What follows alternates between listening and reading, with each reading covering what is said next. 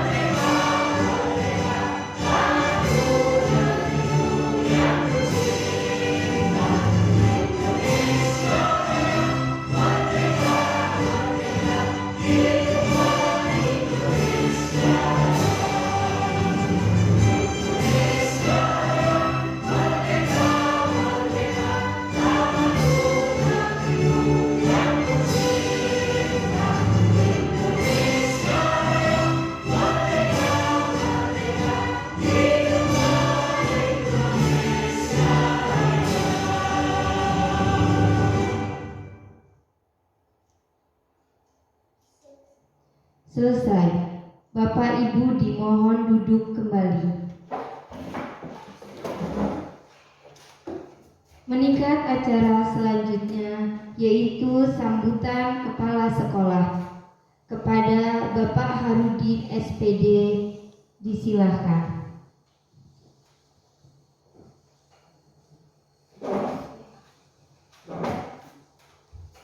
Bismillahirrahmanirrahim.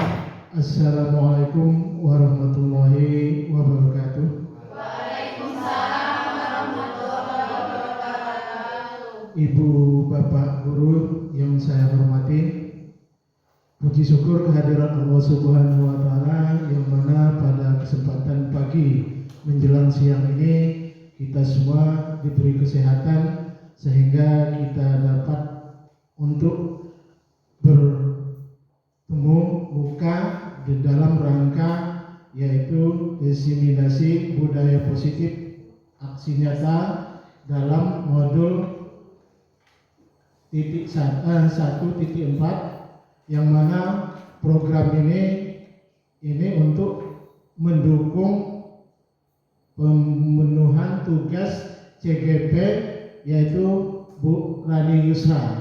Nah, oleh sebab itu harapan kita semua semoga artinya dalam program ini kita semua bisa mengambil manfaat dan bisa untuk artinya menerapkan tugas-tugas kita di masa-masa yang akan datang. Dan juga Bu Rani Yusra, saya mohon untuk semua apa yang didapati di dalam program ini, semoga saja dapat menularkan ilmu-ilmu yang bermanfaat, yang positif di dalam artinya kegiatan mengajar, kegiatan belajar, mengajar di dalam kelas. Jadi mohon kiranya kepada Bu Rani Yusra untuk menularkan apa yang didapat di dalam kegiatan ini. Nah, oleh sebab itu harapan saya semoga adanya program ini kita semua ke depan terutama di SDN 7 Margapundu ini tetap lebih semangat, lebih maju dan juga lebih berhasil dibanding tahun-tahun sebelumnya. Oleh sebab itu kiranya cukup sekian sambutan dari saya. Lebih dan kurangnya saya mohon maaf dan saya akhiri. Billahi taufiq wal hidayah. Wassalamualaikum warahmatullahi wabarakatuh. Waalaikumsalam warahmatullahi wabarakatuh. Terima kasih atas sambutannya Bapak Harudin. Meningkat acara selanjutnya yaitu acara inti penyampaian materi diseminasi budaya positif oleh calon guru penggerak angkatan 9 disajikan oleh Ibu Rani Yusra. Kepadanya waktu dan tempat disilahkan.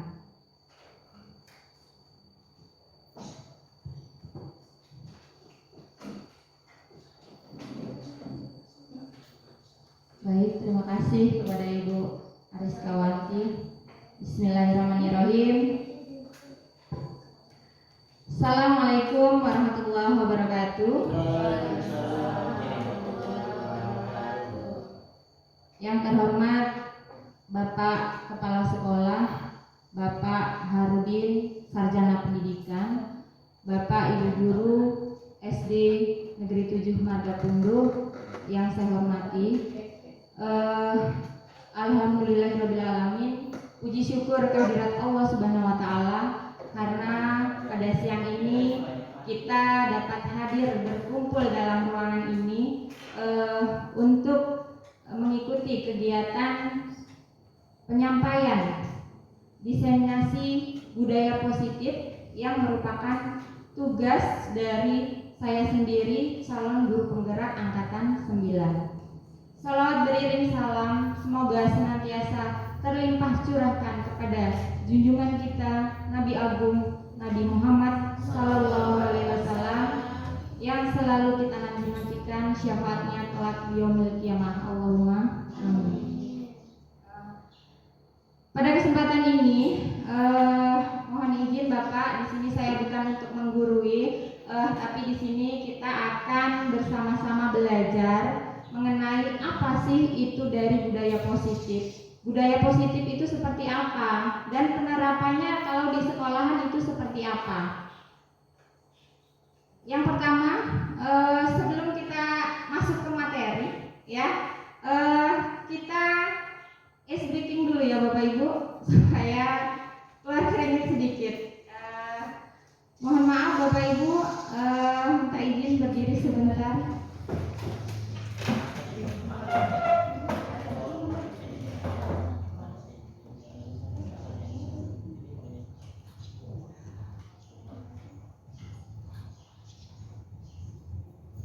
Baik Pak Bu, nanti mohon tolong diikutin gerakannya aja ya. Kita mau mengikuti gerak senam tiki-tiki boom. Diikutin aja ya Pak Bu gerakannya.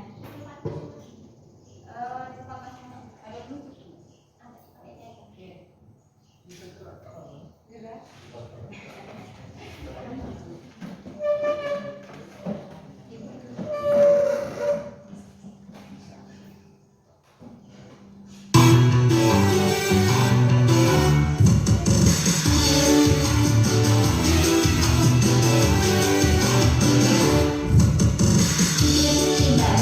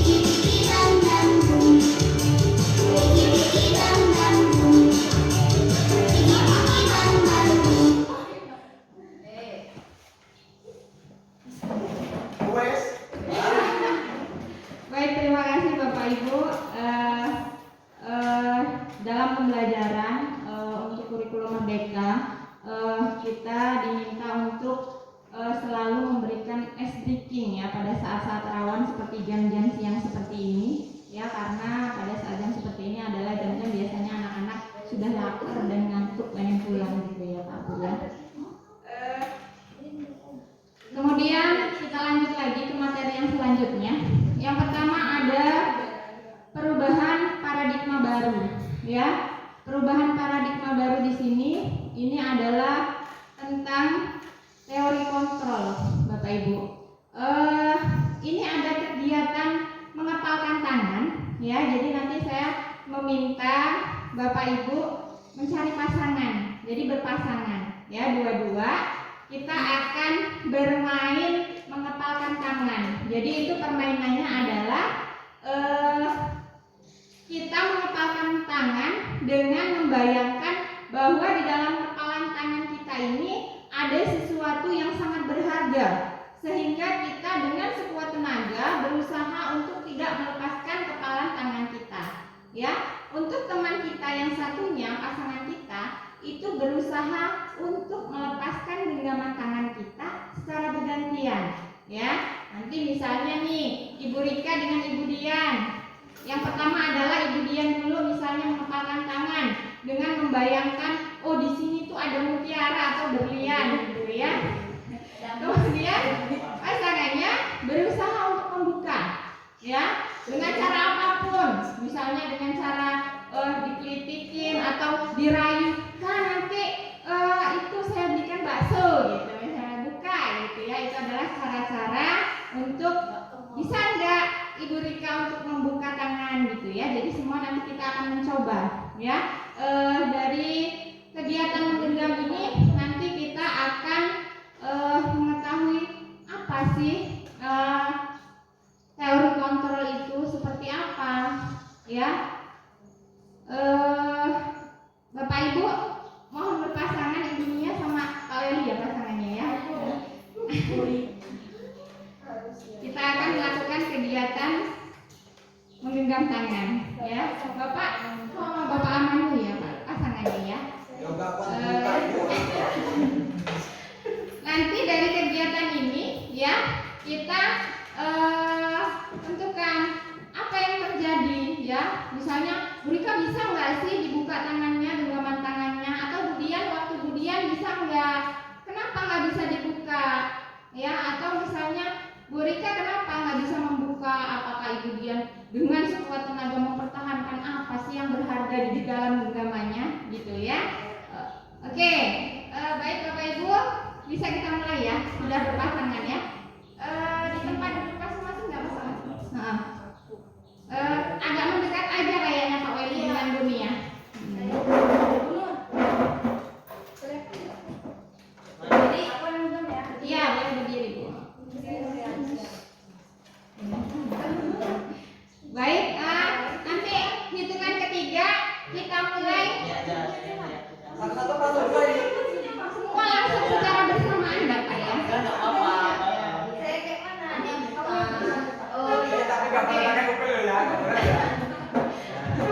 Dibuat kesepakatan ya Bapak Ibu, siapa duluan nih gitu. Boleh.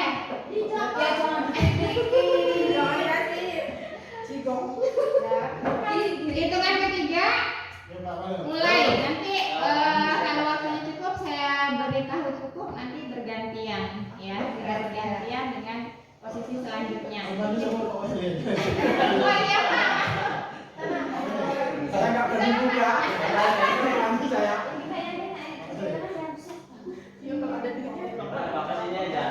Yang tengah nggak apa-apa. Kamera. Ini Pak, ukurannya itu semua. Nah, blocking kamera dong. Baik Pak Bu, hitungan ketiga kita mulai. Sudah buat kesepakatan ya. Oh saya duluan. Nanti keduanya saya, gitu sudah buat ya. Pakai duluan. Kalau dibayangkan ya Pak Bu ya, di tangan itu ada sesuatu yang sangat berharga ya. Ya Pak ya, hitungan ketiga, 1, 2, 3. Ini kok malah buka KB gitu ya? Dua-duanya dibuka ya? Satu aja Pak Bu, mohon maaf satu aja. Satu aja.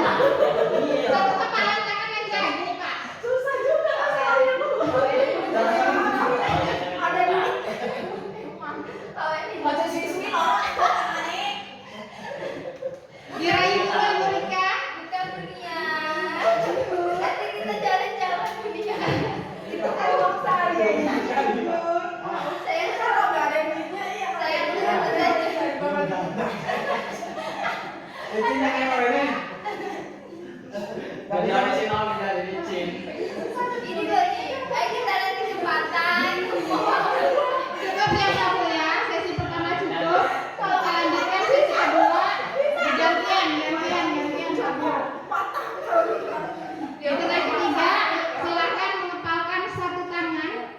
Ya, temannya berusaha untuk membuka. Ya, 1, 2, 3.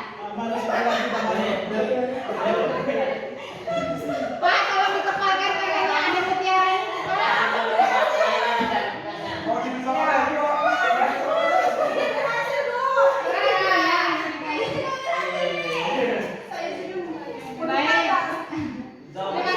cukup. Silakan duduk kembali Bapak Ibu. Gak ada yang bisa buka ya? Ya, kita mah apa sih terus gak kayak Enggak salah ya.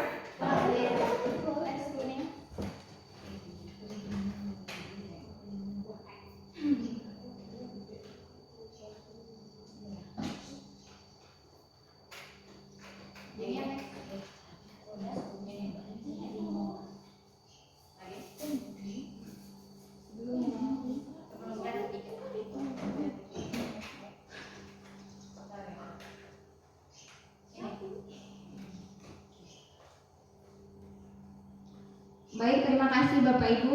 Kita tadi sudah melakukan kegiatan mencoba membuka kepalan dari tangan masing-masing teman kita.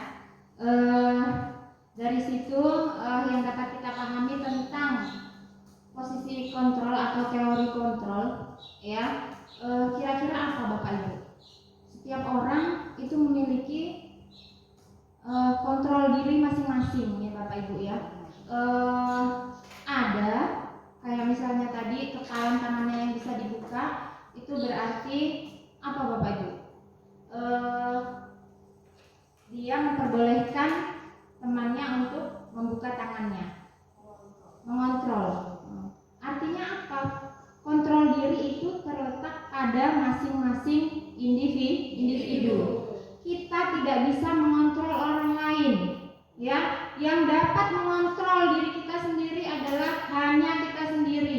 Kita tidak dapat mengontrol orang lain. Artinya, ketika dalam sebuah kegiatan kita tidak bisa memaksa orang lain untuk sama seperti kita, ya, untuk berpandangan sama seperti kita. Oh ini loh, oh itu loh, seperti ini loh, seperti itu loh yang baik. Tidak bisa.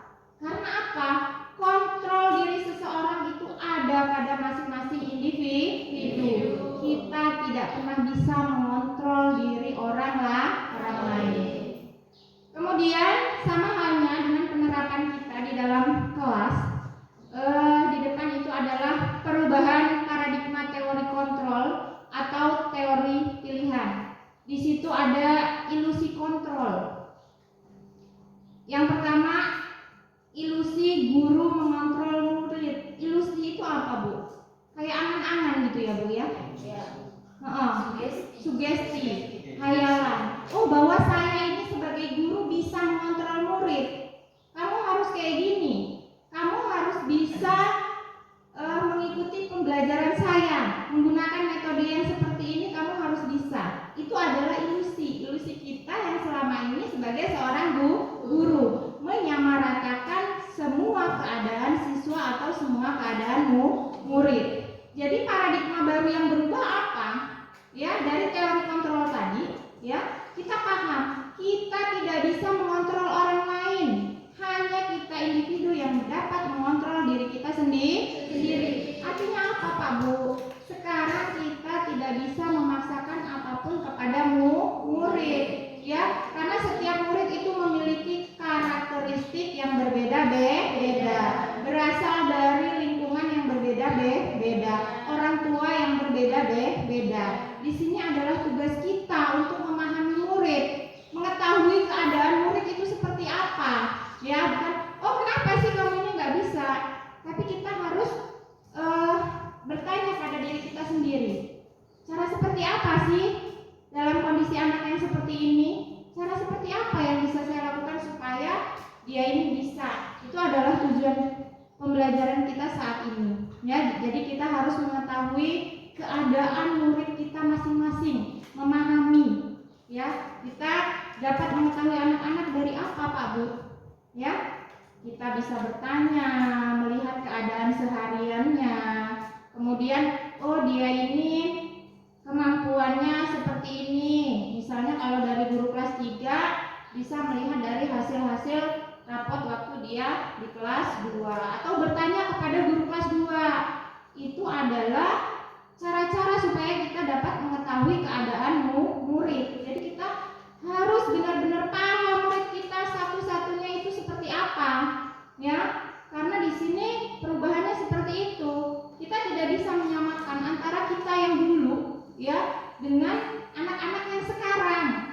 Ya Pak Bu ya.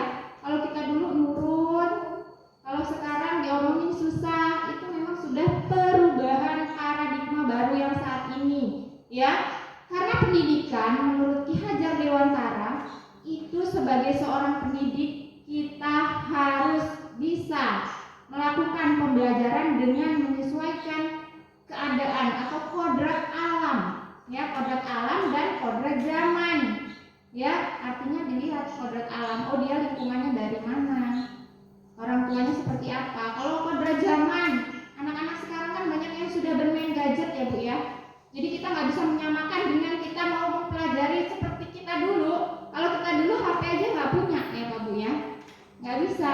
Itulah perubahan paradigma baru yang saat ini. Jadi kita tidak bisa menyamakan setiap anak-anak. Kemudian yang kedua, di situ ada ilusi bahwa kritik dan membuat orang merasa bersalah dapat menguatkan karakter. Kira-kira setuju nggak ya Bapak Ibu? Kritik membuat orang merasa bersalah. Misalnya dikritik nih, oh kamu ini nih secara langsung gitu ya Pak Bu ya, anak-anak. Kamu ini ribet bener. Atau misalnya susah amat sih disuruh. Kritik ya, kritik itu di situ ilusinya bahwa membuat orang merasa bersalah dan bisa menguatkan karakter. Ya, ternyata apa? Itu semua hanya ilusi. Ya, kritik secara langsung itu tidak dapat menguatkan karakter anak atau karakter murid. Kemudian ilusi yang ketiga, semua penguatan positif, efektif dan bermanfaat. Penguatan positif, misalnya kita dalam setiap pembelajaran memberikan motivasi untuk selalu semangat belajar, memberikan pujian. Itu benar enggak? Kalau itu benar-benar efektif dan bermanfaat dalam menguatkan karakter anak-anak, ternyata itu juga hanya ilusi, ya. Karena setiap manusia, ya, itu memiliki karakter yang berbeda-beda. Yang terakhir, orang dewasa memiliki hak untuk memaksa. Ya, ini ilusi yang terakhir. Kita sebagai guru bisa memaksa anak-anak. Oh, kamu nanti harus mengerjakan ini sampai selesai. Sama dengan teman-temannya. Itu adalah ilusi kita yang selama ini. Kita dapat mengontrol anak kecil atau murid kita karena kita berpikiran bahwa kita adalah seorang yang dewasa. Jadi ilusi yang terakhir adalah bahwa orang dewasa itu memiliki hak. Ya, oh saya berhak loh mengontrol anak itu. Ya, oh saya berhak loh memaksa anak suruh seperti ini. Ya, jadi apa sih Pak Bu? Di sini tugas kita untuk mengikuti perubahan paradigma baru ini. Tugas kita tuh belajar Pak Bu, ya, belajar mencari contoh-contoh. Oh, coba kalau pembelajarannya seperti ini bisa enggak diterapkan dengan murid saya, ya. Belajar untuk mengikuti perkembangan anak-anak saat ini, ya. Jangan menyamakan lagi dengan kita yang dulu, ya.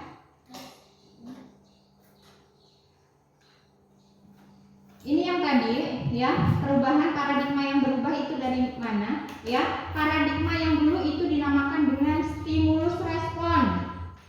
Paradigma yang lama. Kemudian paradigma yang baru ini namanya adalah teori kontrol atau teori pilihan. Dari situ ada sebuah pertanyaan, sesungguhnya siapa yang memiliki kontrol? Kita tadi sudah melakukan kegiatan itu tadi. Kita sudah tahu ya Bu ya Pak ya, bahwa yang dapat mengontrol diri kita itu adalah kita masing-masing. Tidak bisa mengontrol orang lain. Kalau paradigma yang lama itu namanya stimulus respon, itu di situ kita mencoba mengubah agar orang-orang berpandangan sama dengan kita. Kemudian perilaku buruk dilihat sebagai suatu kesalahan. Kemudian yang ketiga, orang lain bisa mengontrol saya. Ya, dari kegiatan mengepal tangan tadi kita sudah tahu ya, orang lain nggak bisa mengontrol saya. Jadi cuma saya sendiri yang bisa mengontrol diri saya sendiri. Kalau saya berusaha kuat mempertahankan kepalan tangan saya ini, ya sudah, saya tidak akan membuka walaupun dirayu, dikritik, atau diiming-iming nanti diberikan bakso atau apa.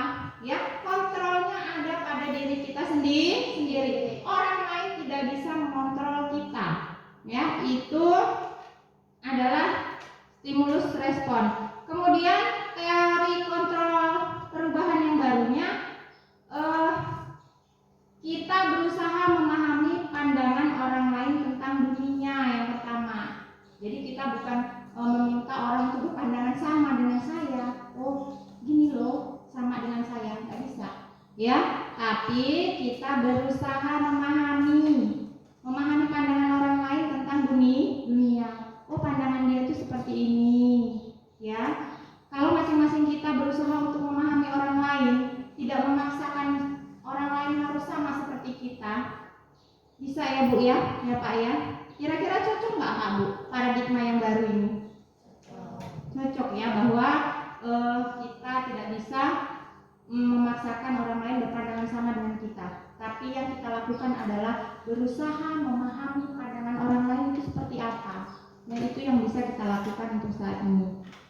Kemudian semua perilaku itu memiliki tujuan. Itu adalah teori kontrol atau teori pilihan. Kalau teori stimulus respon yang dulu itu, kalau perilaku buruk itu adalah sebuah kesalahan. Ya, pandangan yang baru sekarang, semua perilaku itu memiliki tujuan. Ya, misalnya peserta didik berlaku buruk. Ya, kenapa? Ya, itu tadi tugas kita. Kita harus mengetahui kebutuhan murid itu apa. Nanti di belakang kita juga akan mempelajari tentang kebutuhan manusia itu ada apa aja. Ya, untuk kita belajar bersama-sama memahami masing-masing individu murid. Yang ketiga, yang tadi adalah hanya Anda yang bisa mengontrol diri Anda.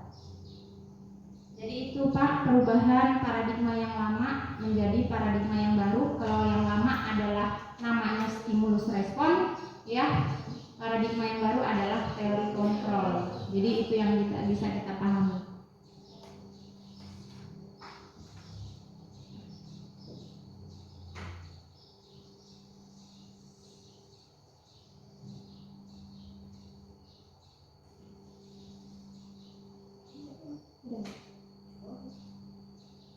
Oke, ini masih lanjutan yang tadi. Dari stimulus respon saya bisa mengontrol orang lain. Pemaksaan ada pada saat rujukan gagal. Mode berpikirnya menang kalah. Ya, ada yang menang, ada yang kalah. Ya, perbedaannya dengan teori kontrol yang baru adalah sekarang itu kita berpikir semuanya adalah menang. Ya, walaupun kita bisa membuka, bukan berarti kita adalah menang. Ya, semua memiliki teori kontrol dan alasan dan tujuan masing-masing. Ya, jadi model berpikirnya dalam teori kontrol yang baru adalah menang-menang. Ya, kalau teori yang lama, oh kalau saya bisa membuka berarti saya menang. Yang bisa dibuka itu kalah. Ya, itu adalah paradigma yang lama. Ya, jadi untuk paradigma yang baru ini nggak ada yang menang, nggak ada yang kalah. Atau semua manusia itu nggak ada yang benar dan nggak ada yang salah. Semua memiliki tujuan masing-masing sesuai dengan keadaan dan kebutuhan masing-masing. Ini ada perilaku, motivasi perilaku manusia. Ada 3 nanti di slide yang selanjutnya. Yang pertama, perilaku manusia motivasinya adalah untuk menghindari ketidaknyamanan atau hukuman. Jadi perilaku manusia itu misalnya anak-anak itu mau mengerjakan tugas. Motivasinya apa? Untuk menghindari hukuman atau nggak nyaman terus nggak ngerjain tugas. Ya, ini adalah motivasi yang pertama. Yang kedua, untuk mendapatkan imbalan atau penghargaan dari orang lain. Ya, misalnya nih, Oh, saya datangnya harus tepat waktu, pagi-pagi jam 7:30 supaya apa? Oh, nanti saya dapat pujian, misalnya dari kepala sekolah, dapat penghargaan dari kepala sekolah. Itu juga adalah salah satu motivasi perilaku manusia. Nah, dari dua motivasi ini namanya adalah motivasi eksternal. Jadi motivasinya datang dari luar, bukan dari diri kita sendiri. Kemudian yang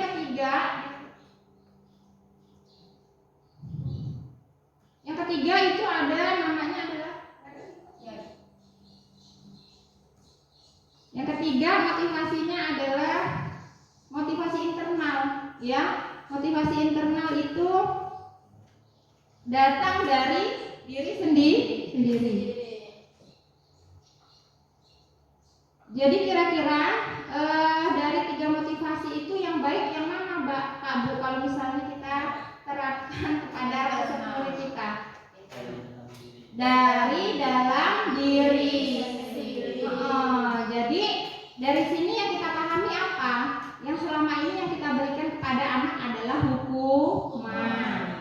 Kalau misalnya nggak piket dihukum suruh lari, atau misalnya nggak ngerjain tugas disuruh berdiri di depan kelas, itu yang selama ini kita lakukan namanya adalah hukuman, ya. Jadi motivasi seperti itu adalah namanya motivasi eksternal, ya. Jadi yang baik yang bisa kita terapkan itu adalah motivasi internal. Jadi keinginan itu datang sendiri dari dirimu murid, dari peserta didik.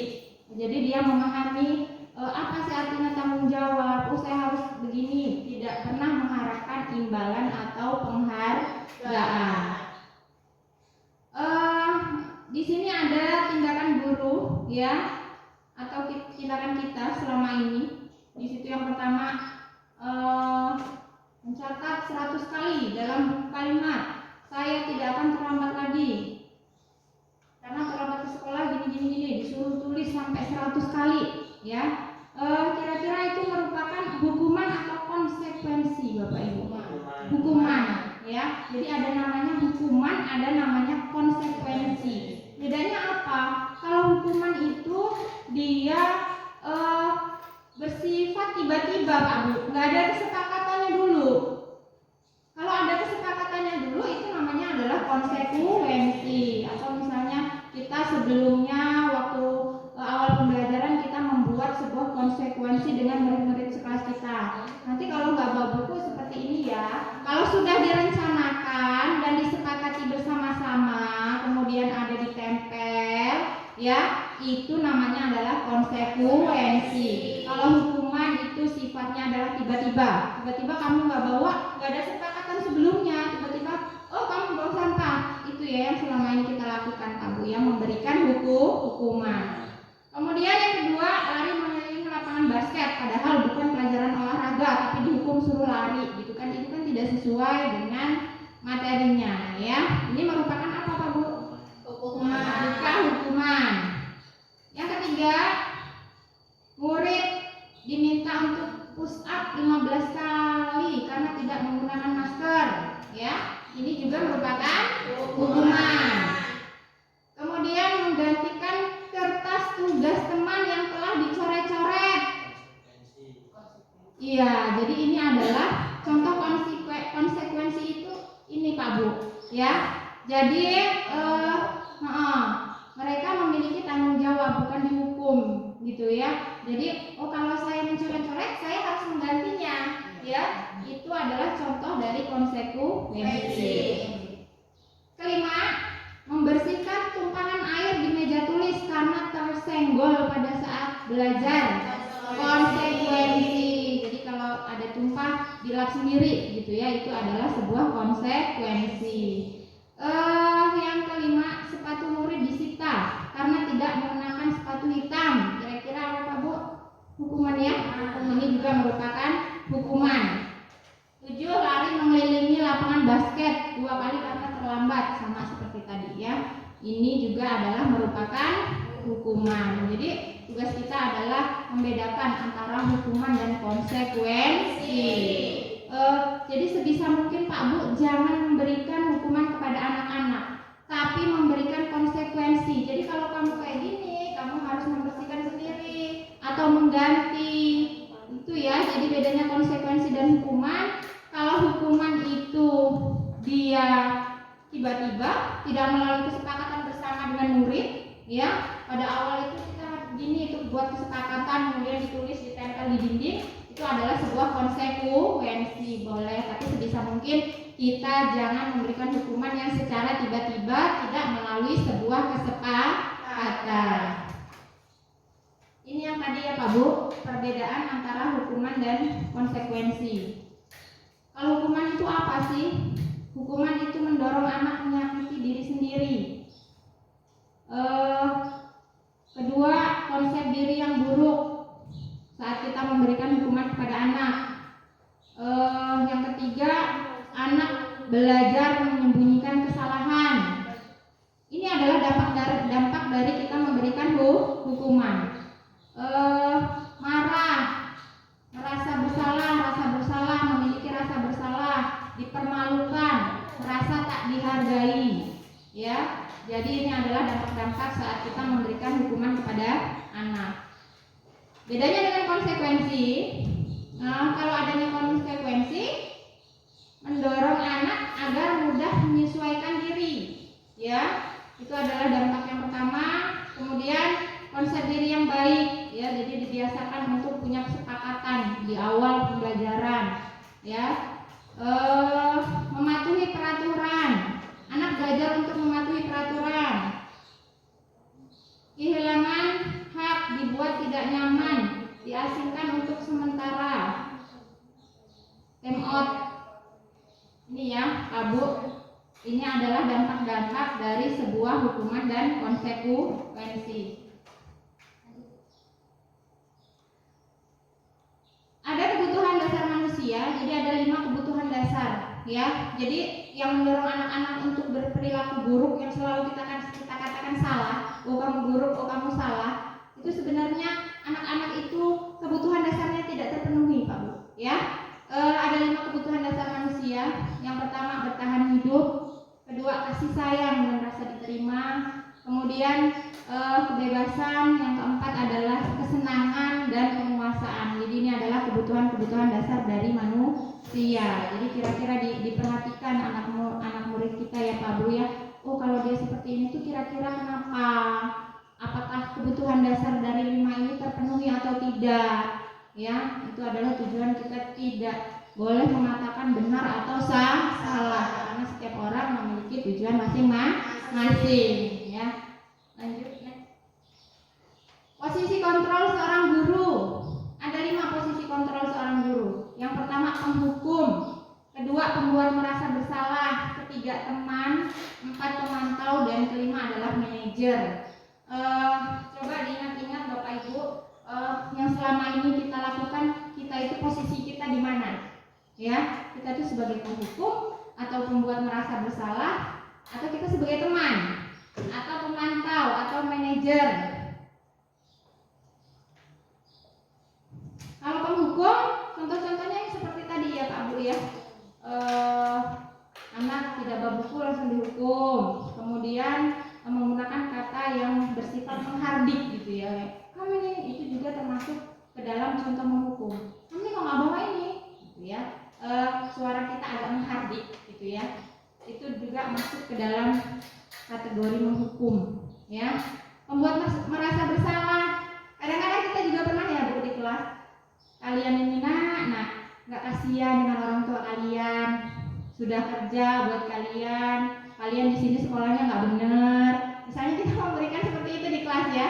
Itu adalah posisi membuat merasa bersalah, ya. Karena anak diem kita ngomong gitu ya. Coba sih bantu gitu, tolong gitu. Kalau kita mengatakan itu adalah posisi ke pembuat merasa bersalah.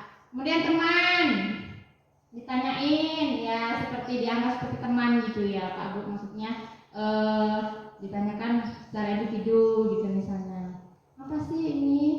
Tuh ya langsung ditanyakan sebagai teman.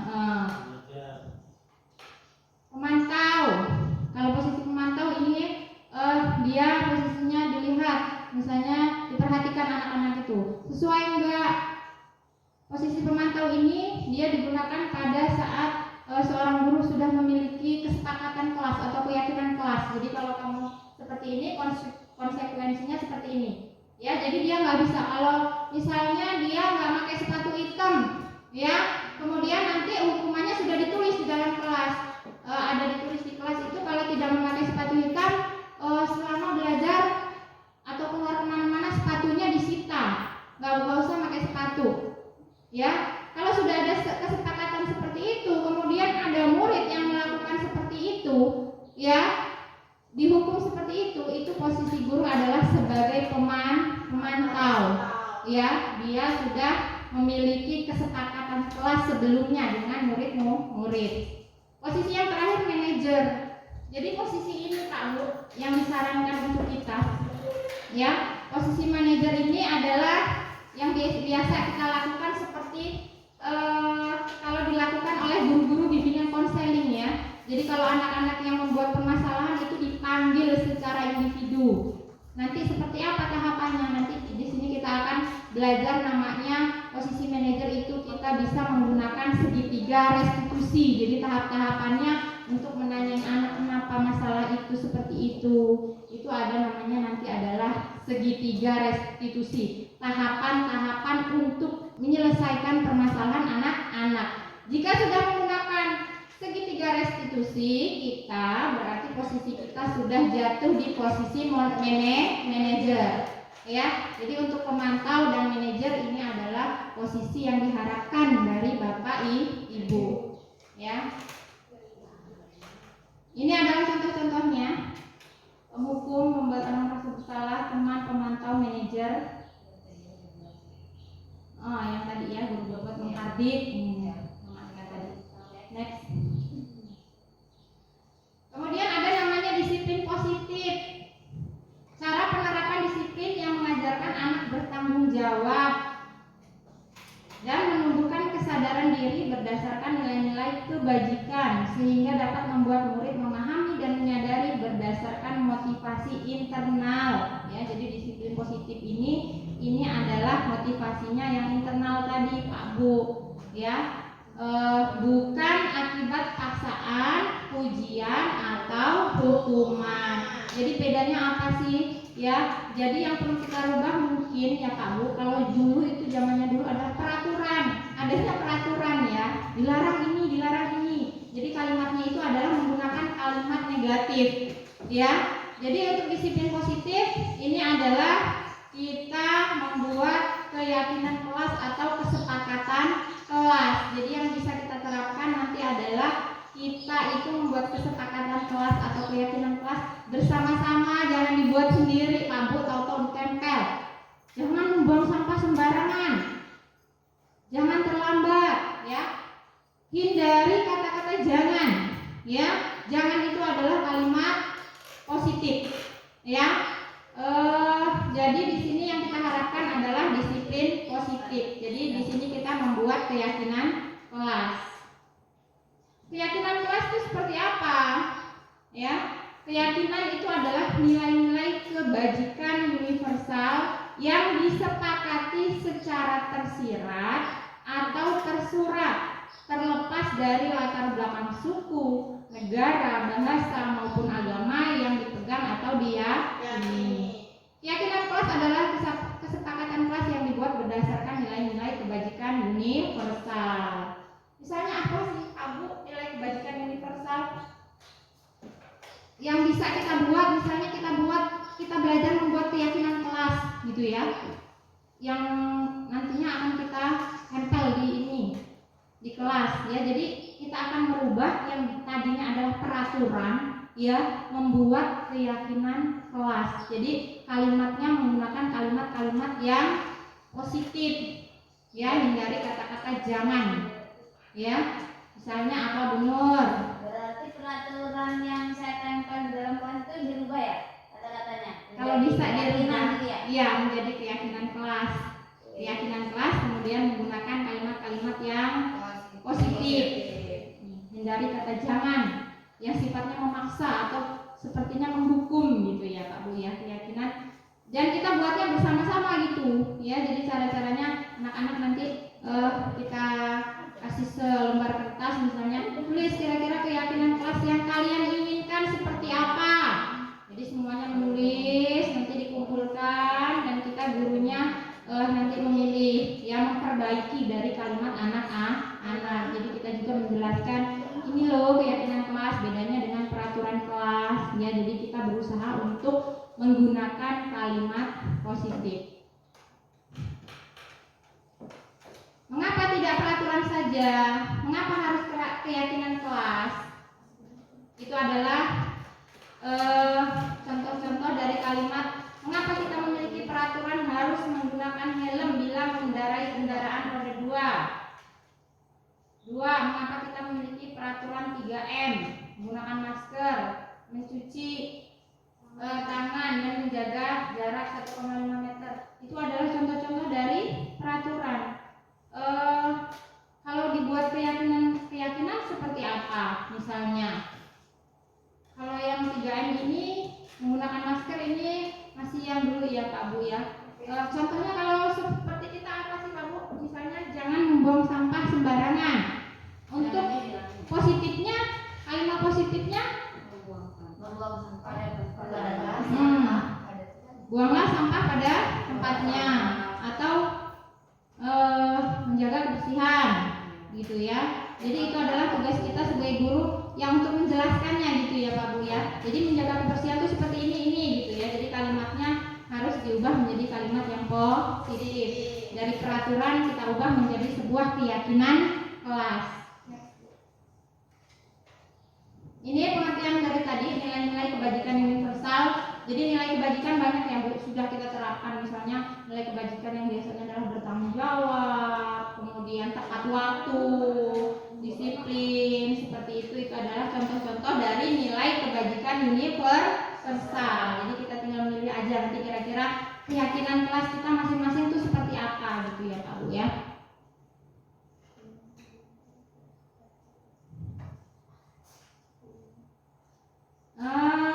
Ini tadi adalah contoh dari penerapan segitiga restitusi. Jadi kalau saat ini Pak Bu misalnya anak-anak ada yang bermasalah, misalnya masalahnya sering terlambat gitu ya. Yang kita lakukan adalah tadi sebagai posisi manajer. Jadi manajer itu ada 3 tahapannya menggunakan segitiga restitusi. Yang pertama adalah tahapannya menstabilkan identitas. Ya, jadi dipanggil anak-anaknya secara individu berdua dengan kita gitu, nggak ada yang mendengar, nggak ada yang melihat gitu ya, ditanya ya, cuma ditanya aja. Dalam tahap menstabilkan identitas, di sini contohnya misalnya kita tanya dulu begitu anak datang. Misalnya Nabila gitu, seperti kemarin yang saya lakukan, Nabila itu misalnya contohnya ya, sebagai contoh Nabila ibu panggil gitu ya waktu istirahat. Kita tanya dulu pertamanya, Nabila tahu nggak kenapa ibu panggil ke sini? Gitu. Misalnya dia tahu, tadi saya terlambat gitu. Kita tahap yang pertama adalah kita menstabilkan identitas. Kita tanya dulu, oh berbuat salah itu hal yang manusiawi, bahwa kita manusia itu tidak ada yang sempurna. Ibu juga pernah melakukan kesalahan. Waktu sekolah juga ibu pernah terlambat gitu. Mengatakan hal-hal seperti itu ya, itu adalah tahap yang awalnya. Tahapan awalnya kita mengatakan seperti itu kepada anak. Ya. Kemudian next tahap yang kedua adalah validasi tindakan atau validasi kebutuhan. Ya, jadi apa yang bisa kita katakan kepada anak-anak setelah seperti itu? Ya, setelah yang kita katakan tadi. Nah, kamu bisa saja melakukan hal yang lebih buruk. Ini sepertinya kita merayu dulu ya Pak Bu ya, memberikan masukan kepada anak-anak. Tapi kamu tidak melakukannya kan? Kita tanya, baru kita tanya. Kamu pasti punya alasan kan kenapa kamu melakukannya gitu. Nanti kan dia cerita gitu. Ini loh Bu, gini gitu ya. Jadi tahap yang kedua, validasi tindakan itu bertanya alasannya, ya. Yang pertama tadi nggak apa-apa. Di sini ibu bukan mencari yang benar dan salah, kita cuma mau mencari sebuah solusi. Karena semua manusia itu pasti melakukan kesalahan. Ibu juga pernah salah, ibu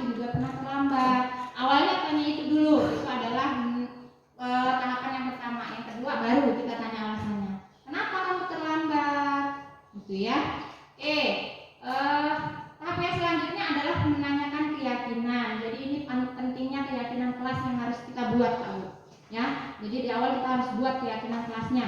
Jadi nanti kalau ada anak yang melanggar tuh ada loh keyakinannya, nggak kita tiba-tiba oh begini gitu ya. Kita bisa berkata apa? Tanyakan kepada anak, kamu keyakinan kelas apa kira-kira yang kamu langgar? Misalnya yang terlambat tadi ya, kita kan buat keyakinan kelasnya datang dan pulang tepat waktu misalnya keyakinan kelasnya ada ditempel gitu di dinding kelas, dibuat seperti itu. Oh tiba-tiba dia terlambat gitu, kita panggil. Nah pada tahapan yang ketiga ini baru kita tanyakan keyakinan kelasnya ya. Keyakinan apa yang kamu langgar? Nah dari sini, dari tahap yang ketiga ini kita bertanya kepada anak-anak. Jadi solusinya itu anak-anak sendiri yang mencari. Jadi bagaimana supaya kamu nggak terlambat lagi ya? Oh saya harus seperti ini. Misalnya kan tadi ditanya kenapa kamu terlambat, alasannya oh saya kesiangan. Kenapa kesiangan? Tadi malam saya tidurnya kemalaman gitu ya, habis main HP atau nonton TV lama sampai malam gitu. Tadi kan masuk ke tahapan yang kedua. Kalau sudah yang ketiga baru menanyakan keyakinan dan meminta anak untuk mencari solusi ya. Jadi tanyakan dulu, apa yang bisa kamu lakukan untuk memperbaiki kesalahan itu? Gimana caranya biar mereka itu berpikir oh saya harus kayak gini. Tadi kamu kenapa terlambat? Oh tadi saya karena bangunnya kesiangan. Kenapa kesiangan? Jadi dia berpikir mungkin oh berarti saya nggak boleh kesiangan lagi Bu. Kemudian tanyakan, baru tanyakan, mulai kapan kamu akan melakukan yang tadi kamu bilang tadi ya, kamu harus ini mulai kapan? Ditanyakan mulai kapan, misalnya dia mulai besok Bu ya. Itu adalah tahapan-tahapan dari segitiga restitusi. Kalau kita sudah menjadi guru yang di posisi manajer ya, melakukan 3 tahapan segitiga restitusi untuk menyelesaikan permasalahan anak. Ini yang terakhir refleksi. Di situ ada sebuah pertanyaan Pak Bu. Hal baru apa yang mengubah? Yang pertama, hal baru apa yang mengubah paradigma saya yang saya dapatkan dari kegiatan ini? Ada yang mau coba Pak Bu? Apa sih yang berubah? Apa sih paradigma yang berubah setelah saya mendengarkan diseminasi ini?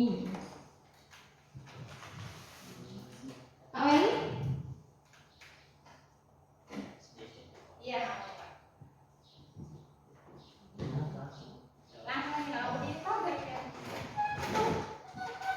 Ya baik, mungkin yang saya tangkap dari diseminasi ini tentang paradigma positif, ternyata kita sebagai guru terkadang masih banyak kekurangan atau bagaimana menanggapi murid itu. Tadi kan contohnya tadi misalnya di konsekuensi mungkin masih banyak dari kita yang masih banyak memakai hukuman mungkin ya. Nah mungkin setelah melihat pemaparan ini kita bisa merubahnya ke depannya bersama-sama, mengganti dengan konsekuensi atau mungkin yang lain-lain lah kita rubah yang positif. Ini aja. Baik, terima kasih Pak Weli. Selanjutnya kita lanjutkan pertanyaan yang kedua. Perasaan apa yang muncul selama mengikuti sesi ini? Soalnya saya ngantuk. Saya bosan gitu. Coba Ibu Rika ya. Perasaannya mengikuti kegiatan ini. Untuk perasaan yang saya alami, yang saya rasakan di saat mengikuti kegiatan ini yaitu ya senang, terus mendapatkan ilmu lagi, pengalaman lagi yang bisa kita terapkan lebih baik lagi dari sebelumnya. Sudah? Sudah, terima kasih. Baik, terima kasih. Jadi senang ya Bu Rika ya? Enggak ngantuk? Silakan dong buat Ibu Rika.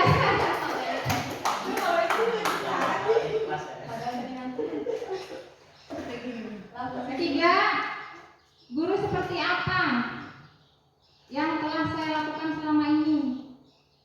Posisi saya seperti apa sih, sebagai apa? Yang mau ngasih refleksinya Bapak Ibu? Atau Bu Nia?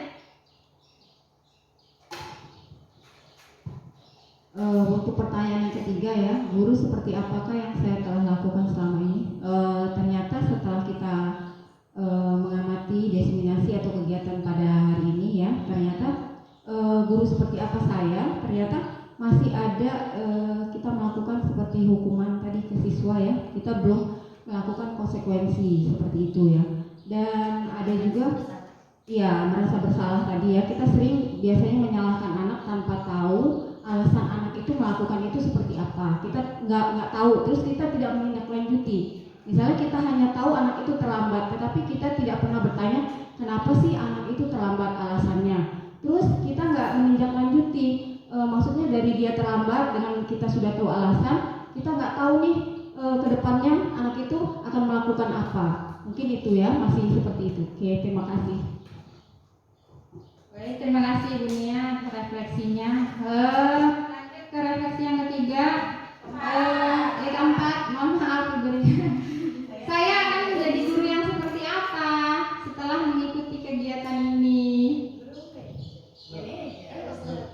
Coba siapa yang mau menyampaikan refleksinya? Ibu Nur, minta tolong Ibu Nur.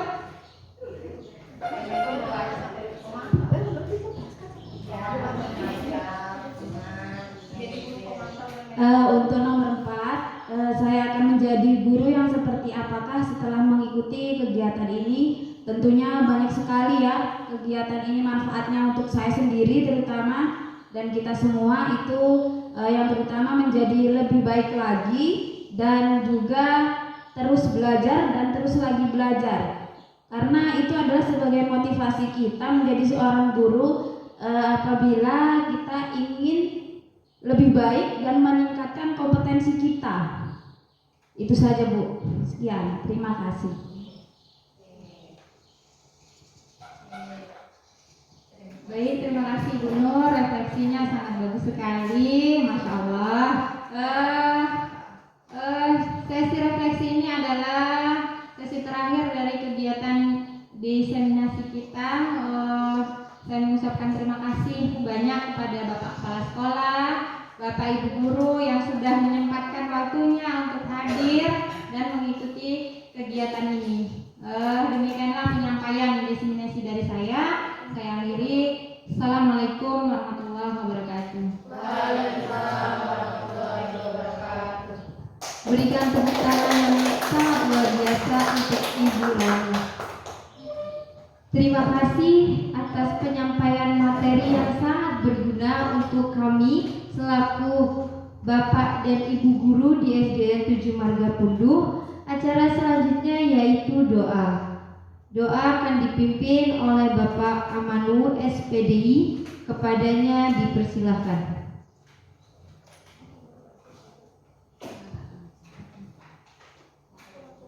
Bismillahirrahmanirrahim. Assalamualaikum warahmatullahi wabarakatuh.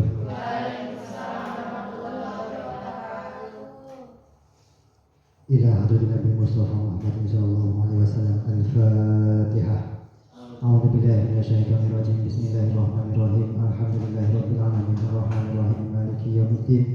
Iyyaka na'budu wa iyyaka nasta'in. Ihdinas siratal mustaqim. Siratal ladzina an'amta 'alaihim ghairil maghdubi 'alaihim waladdallin. Amin.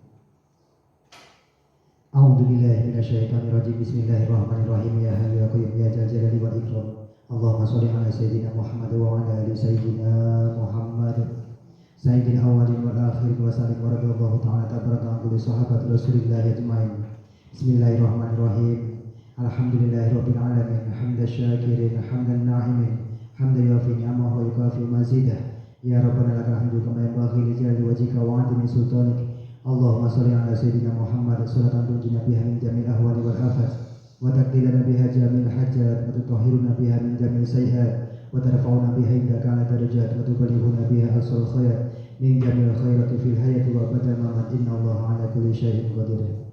Allahumma shalli salatan kamilatan wa sallim salaman taman ala sayyidina Muhammad alladzi tanhalu bihi al-uqadu wa tanfariju bihi al-kurabu wa tuqadu bil hawaiji wa tunalu bihi al-khaibu wa husnul khawatimi wa istasqa khawamu biwajhil karim wa ala alihi wa sahbihi fi kulli lamhatin wa nafasin bi'adadin kulli ma'lumin bi rahmatika ya arhamar rahimin. Allahumma fir lil mu'minina wal mu'minat wal muslimina wal muslimat al ahya'i minhum wal amwas. Allahumma fir li wa li walidayya warhamhuma kama rabbayani shaghira. Allahumma inna nas'aluka salamatan fid dinina wa ziyadatan fi ilmina wa barakatan fi razaqina wa taubatan qabla al-maut wa rahmatan indal maut wa maghfiratan ba'dal maut wa hawin alaina fi sakaratil maut wa najatan minan nar wal 'afa indal hisab. Rabbana la tuzigh qulubana ba'da idh hadaytana wa hab lana min ladunka rahmah innaka antal wahhab. Rabbana atina fid dunya hasanah wa fil akhirati hasanah wa qina adzabannar. Wa sallallahu ala sayyidina Muhammadin wa ala alihi wa sahbihi wasallam. Subhana rabbika rabbil izzati amma yasifun wa salamun alal mursalin walhamdulillahi rabbil alamin. Al-Fatihah. A'udzu billahi minasyaitonir rajim. Bismillahirrahmanirrahim. Alhamdulillahirabbil alamin arrahmanir rahim maliki yaumiddin. Iyyaka na'budu wa iyyaka nasta'in ihdinas siratal mustaqim siratal ladzina an'amta 'alaihim ghairil maghdubi 'alaihim waladdallin. Amin amin ya Allah, amin ya Rahman, amin ya Rahim, amin ya mujibu syai'in wa akhiru da'wahum alhamdulillahi rabbil alamin. Shallu ala nabi Muhammad. Wassalamualaikum warahmatullahi wabarakatuh. Terima kasih atas pimpinan doa yang dilakukan oleh Bapak Amanul SPD. Sebelum kita menutup acara ini, perkenankan saya untuk menyampaikan kesimpulan dari acara diseminasi budaya positif di sekolah yang telah disampaikan oleh Ibu Rani Yusra selaku calon guru penggerak angkatan 9. Seharusnya atau seyogianya kita sebagai guru sudah merubah paradigma dari stimulus respon ke teori kontrol atau teori pilihan. Guru paham betul dan mengerti bahwa kegiatan belajar mengajar seharusnya sesuai pada zamannya anak pada saat ini, bukan pada zamannya kita guru-guru pada waktu sekolah dasar dulu ya Bu, Pak. Dan kita seharusnya tidak menghendaki atau memaksa selaku peserta didik untuk mengikuti semua apa yang kita mau atau mengontrol peserta didik untuk berlaku dan berperilaku sesuai yang kita mau. Tetapi kita harus menyesuaikan sesuai dengan karakteristik anak kita masing-masing. Dan kadang-kadang kita masih menjadi guru yang berpikir bahwa kita melakukan itu baik untuk anak, tapi ternyata salah, membuat mental anak kita down, membuat malu, dan bahkan ia seringkali merasa bersalah, bukan untuk memperbaiki, malah kadang dia tidak tahu salah saya apa, kok saya diberi hukuman, kok saya di sini, tidak ada penyelesaian baik yang ia dapat untuk merubah dirinya lebih baik lagi. Seperti itu ya Bapak Bu. Maka kita sangat terutama Bapak Ibu guru SDN 7 Margapunduh sangat berterima kasih kepada Ibu Rani Yusra. Materinya sangat-sangat luar biasa dan kita insya Allah akan merubah sedikit demi sedikit cara kita mengajar, cara kita berperilaku yang dulunya sangat kolot mungkin ya Bu ya, kolot sekali. Jadi menjadi guru yang lebih lebih memiliki sifat-sifat manusiawi, sifat-sifat yang lebih memberikan kegiatan-kegiatan positif tanpa harus kita memaksakan kehendak kita. Dan acara pada siang hari ini, marilah kita tutup dengan membaca hamdalah bersama-sama. Alhamdulillahirabbil alamin. Saya selaku pembawa acara pada kegiatan hari ini, kurang dan lebihnya saya mohon maaf, dan kepada Allah saya mohon ampun. Saya akhiri, wassalamualaikum warahmatullahi wabarakatuh. Tepuk tangan untuk kita semua.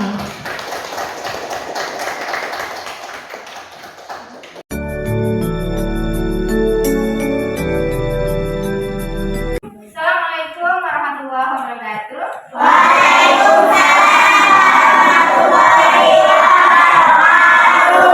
Oke. Hari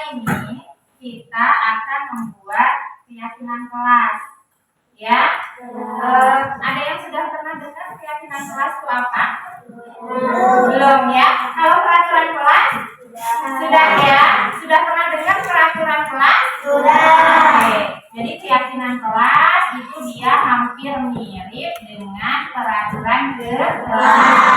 Peraturan kelas seperti apa? Tunjuk tangan siapa yang mengasih contoh. Peraturan kelas seperti apa? Ayo adik. Tidak boleh bolos. Tidak boleh bolos. Bagus. Siapa lagi? Tidak boleh membuang sampah sembarangan. Tidak boleh membuang sampah sembarangan. Ada lagi? Tidak boleh pakai sendal. Tunjuk tangannya. Tidak boleh mencontek. Tidak boleh mencontek. Harus piket kelas. Udik. Tidak boleh rambutnya panjang. Ada lagi nak yang mau memberikan contoh peraturan kelas? Ada lagi? Piket kelas, ya. Bajunya harus rapi. Mengerjakan tugas. Apa lagi? Tunjuk tangan. Tidak boleh baju itu apa baju? Oh ya, oke. Jadi itu tadi contoh-contoh dari apa nak? Peraturan yang akan kita buat adalah apa bedanya Bu antara peraturan dengan keyakinan? Ya, jadi kalau peraturan kelas yang selama ini kalian lihat adalah itu ya, kalau udah ada kalian datang ke sini kalau udah ada peraturan kelasnya ditempel, ya. Jadi bedanya dengan keyakinan kelas, kalau keyakinan kelas itu akan kita buat secara bersama-sama, kesepakatan bersama-sama. Katanya nih, kalimatnya nih, keyakinan. Ya, kenapa keyakinan Bu bukan peraturan? Ya, karena nanti diharapkan kalian harus benar-benar meyakini. Oh iya ya, saya harus seperti ini, benar-benar meyakini dan bertanggung jawab. Kalian sudah meyakini, oh saya ini harus membuang sampah pada tempatnya, ini sudah kalian sendiri loh yang meyakini. Ya, jadi harus benar-benar dilaksanakan dengan penuh tanggung jawab. Oke. Jadi nanti kita akan buat keyakinan kelas secara bersama-sama. Ya, nanti Ibu bagikan, silakan kalian tulis satu keyakinan kelas yang kalian ingin yakini satu aja. Ya, jadi bedanya tadi apa dengan keyakinan dan peraturan? Keyakinan kelas ya dilakukan secara bersama-sama. Kemudian ada satu lagi nah, keyakinan kelas harus menggunakan kalimat yang positif. Kalimat positif itu hindari kata jangan dan bila. Bisa? Paham? Ya, jadi nanti kalian silakan pilih satu saja keyakinan kelas yang ingin kalian yakini. Pilih satu saja, ya. Ya, sekarang Ibu bagikan kertasnya, silakan ditulis. Tulis masing-masing ya nak ya. Gak perlu sama dengan temennya. Kasih nama.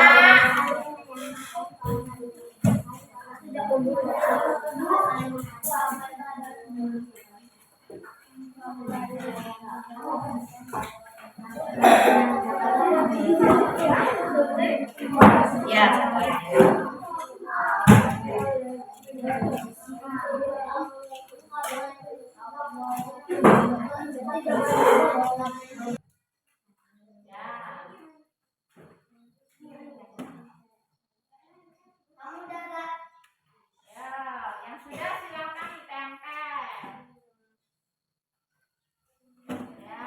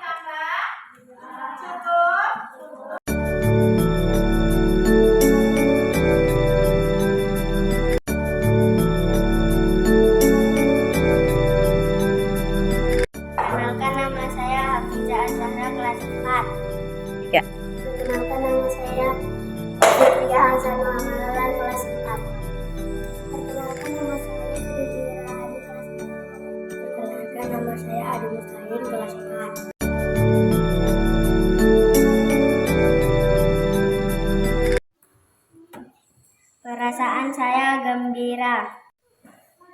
Perasaan saya bahagia. Perasaan saya sangat senang. Perasaan saya senang.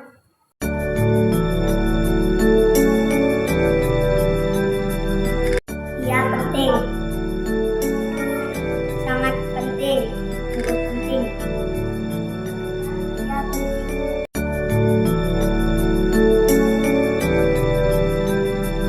Karena saya yakin akan bisa bertanggung jawab. Karena saya akan belajar saling menghargai. Karena saya akan belajar untuk disiplin.